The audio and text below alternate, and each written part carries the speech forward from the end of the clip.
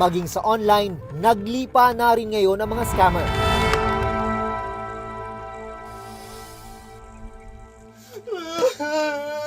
Hindi na pigilang maging emosyonal ni Paul Baran matapos mabiktima ng isang scammer.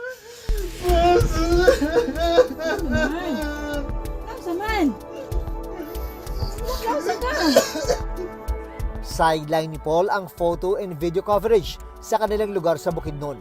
Kaya naman, para mapaganda ang trabaho, nag-ipon siya para makabili ng isang bagong camera. Pero hindi niya inakala na mahuhulog siya sa patibong ng isang scammer. Paano nga ba ito nangyari? Paano nagsimula ang kwento ng viral video na to? Yung price ng camera na gusto ko, mahal talaga po. So, nung try ako sa social media na market, naghanap ako ng mga camera, mga second hand.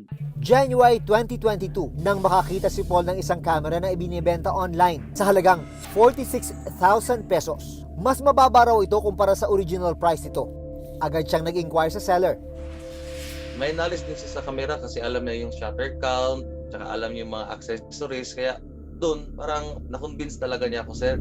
Sabi pa raw nang nagbebenta na biktima sila ng bagyong Odette. Kaya ibinibenta sa bagsak na presyong halaga ang camera. Matapos ang ilang palitan ng mensahe, nagpadala na ng 46,000 si Paul sa isang remittance center. Yung ilang taon ko na pinag-ipunan, inilagay ko yun sa bangko, dun sa cooperative na bangko dito sa amin, kaya nakapag-loan ako, sir. Nag-alangan pa raw si Paul na ibigay ang pinang ipinadalang pera.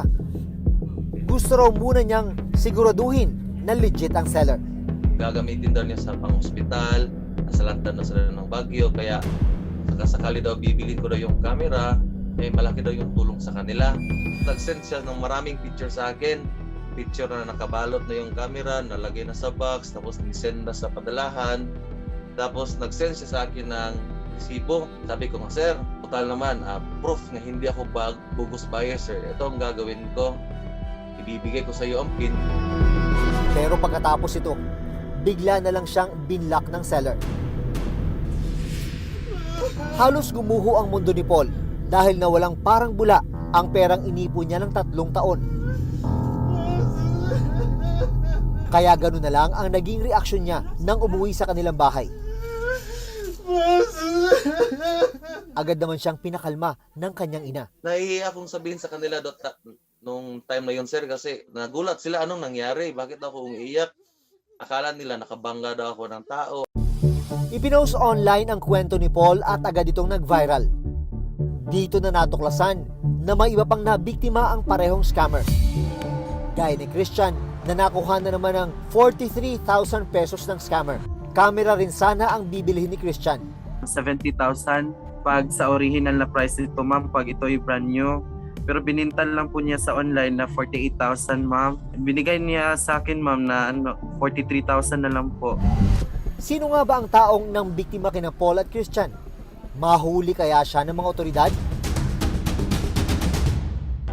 Nagsimulang magsiyasat ang mga biktima. Lumalabas na matapos kunin ng suspect ang pera sa remittance center. Tinext sila ng pangalan ng taong nag-claim ng pera, pati na rin ng location kung saan ito kinuha. Ilang araw ang lumipas, isang ID ang natanggap ng mga biktima. Nakalagay sa ID ang pangalan at address ng isang lalaki. Agad na nakipag-ugnayan sa NBI sina Paul. Sabi nga nung dito sa amin, yung 46,000 is maliit lang daw na mahalaga. Kung sa batas titingnan, kung sakasakali mag-file daw ako ng joint affidavit para daw yung sa mga iba pang na-scam, para daw makompile, para daw mas malaki-laki, para makasuhan daw ng stapa. Sinubukan naming puntahan ang address na nasa ID na nakuha ni na Paul. Natunto ng aming team ang address sa Rizal na nakalagay sa ID. Unit B, Purok 2. Isang lalaki ang humarap sa amin. Siya na kaya ang hinahanap ng nag-scam kina Paul at Christian? Sabi ng nakausap namin, hindi nila kilala ang taong nasa ID na hinahanap namin. Sabi ng NBI, dumami ang mga kasong sangkot ang mga scammer ngayong pandemic. Pero maraming challenges sa pagtukoy at paghuli sa mga ito. Pina-follow po natin yung money trail kasi po sa online scam, anonymity is the name of the game. Usually po, hindi po nila ginagamit yung mga tunay nilang pangalan. Sabi ng NBI, dumoble ang bilang ng mga kaso at mga nabiktima ng online scam nitong pandemya. Usually, yung mga transaction na ginagawa natin is online na. For easier, facilitation ng mga transaction, yung isa yun sa contributory factor po doon sa kaya dumadami yung mga online scam.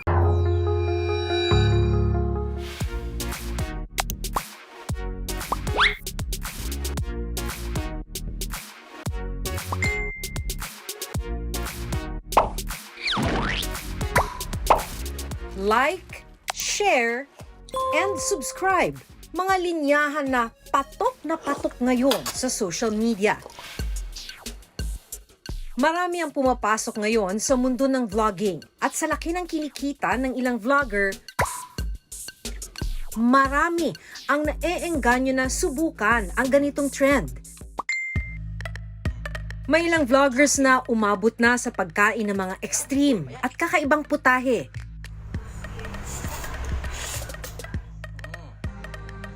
Gaya na lang ng ipis, bulate, at pati na rin ang mga tipaklong na ipinapalaman sa tinapay. Gaya ng ginagawa ni Edmond Maladian mula sa General Santos.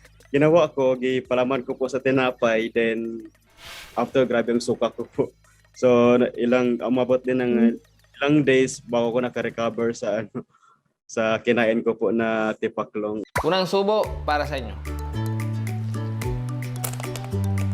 Ito ang usong-uso ngayon na tinatawag na mukbang. Mula ito sa Korean words na muknon na ang ibig sabihin ay eating at bangsong na ang ibig sabihin naman ay broadcast. Pero sa likod ng nakakatakam at nakakagutom na mga videos ay ang hindi birong pinagdaraanan ng mga taong gumagawa ng mga mukbang vlog.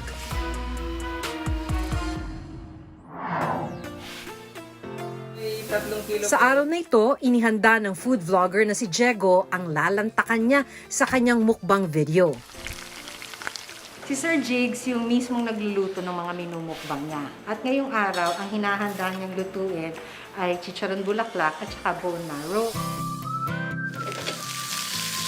Itsura at tunog pa lang talagang putok-batok na.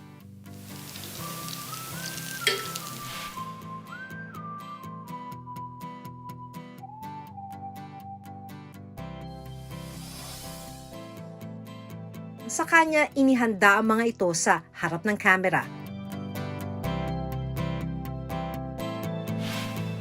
Ilang sandali pa, all set na siya sa kanyang mukbang challenge. Maubos kaya ito ni Diego?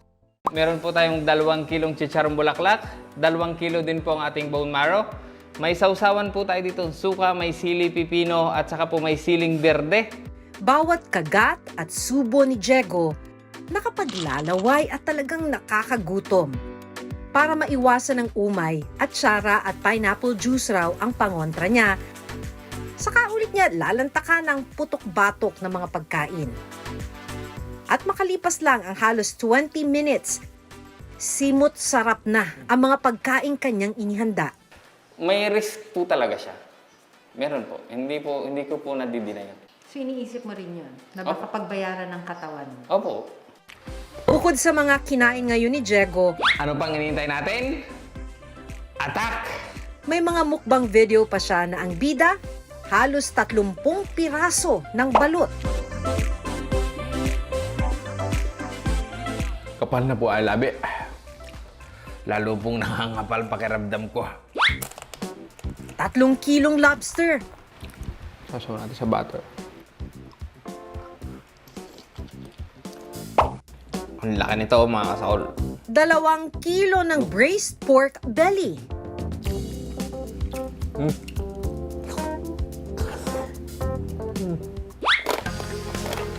At maging 1 buong lechong baboy.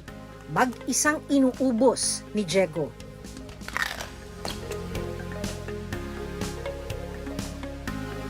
Ang kanyang viewers hindi maiwasang mag-comment at mag-alala sa kanyang kalusugan. Grabe naman kapag laging kinakain mga ganyan, matatabang baboy.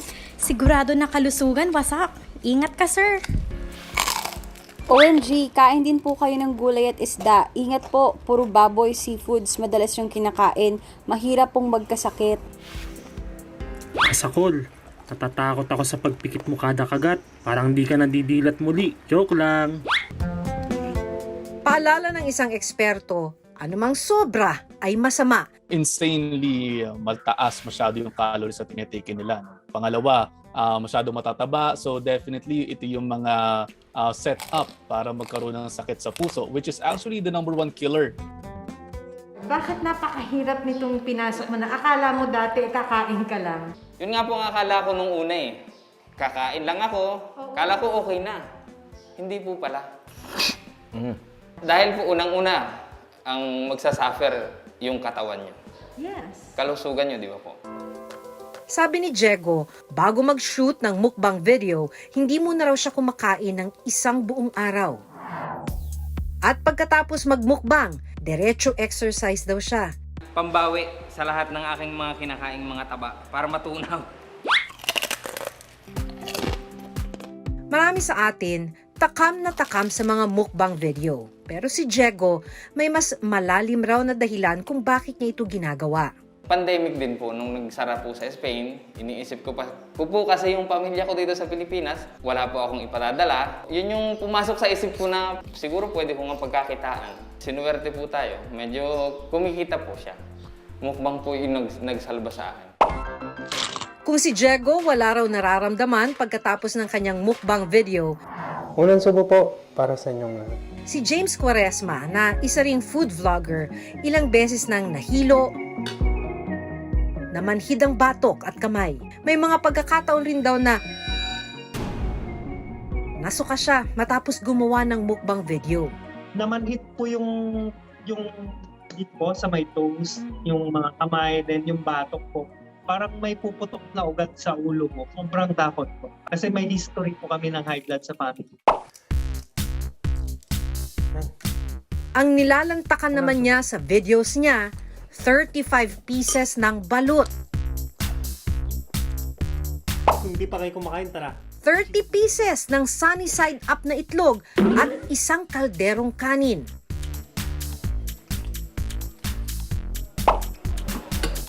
At ilang kilo ng taba ng baboy at ulo ng baboy. Pagmumukbang na rin ang naging full-time niyang trabaho. Ako na yung boss mismo ng sarili. Parang negosyo to eh. At saka maganda rin po yung income ba? OFW sa Spain si James pero nawalan siya ng trabaho kaya nagtinda siya ng pagkain sa Spain para kumita. First bite. Hanggang sa naisipan niyang subukan ang pagmumukbang. Try ko daw po yung vlogging kasi marami na daw kung kumikita ng pera doon, yung mayaman, ganyan. Estimated ko na kinikita per month sa pagmumukbang ko, hindi po bumababa ng 200,000 pesos po. Aminado siya na may masamang epekto ang ginagawa niyang sobra-sobrang pagkain. Parang yun po yung risk sa pagmumukbang, yung health po.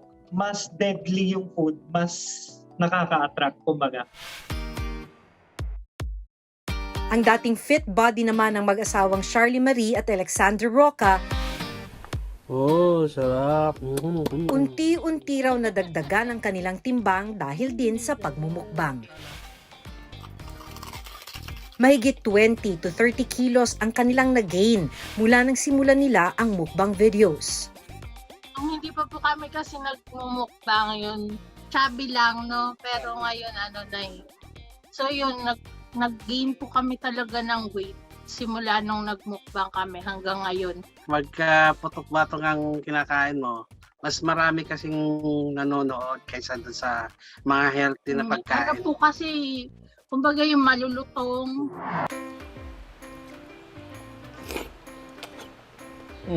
Marami sa atin, kanya-kanyang diskarte na ngayon para kumita. At the comfort of your home, pwede ka talagang magkapera.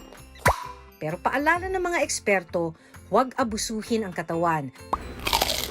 Siguraduhin hindi sobra ang anumang ginagawa.